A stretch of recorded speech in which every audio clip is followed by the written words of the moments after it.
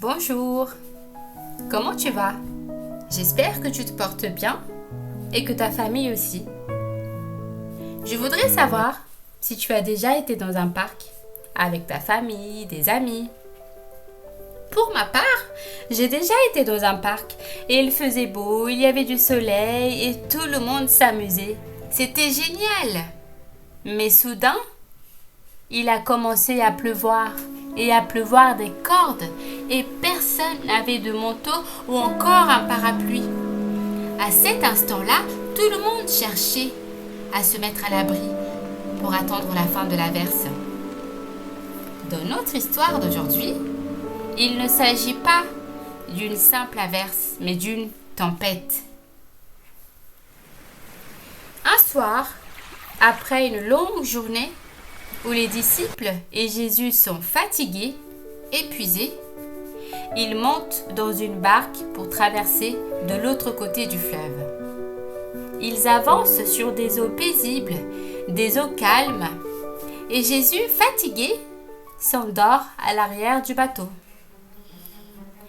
Mais le fleuve commence à s'agiter et les tourbillons de vagues commencent à entrer dans le petit bateau. C'est une énorme tempête qui commence. De l'eau est en train de rentrer dans la barque. Les disciples ont très peur.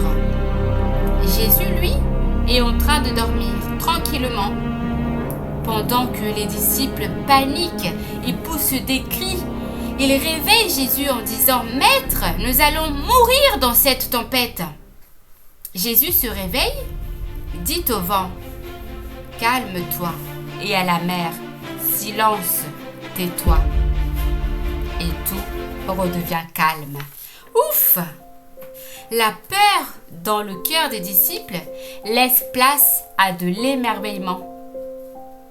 Ils sont émerveillés par celui qui peut tout contrôler jusqu'au vent et la mer.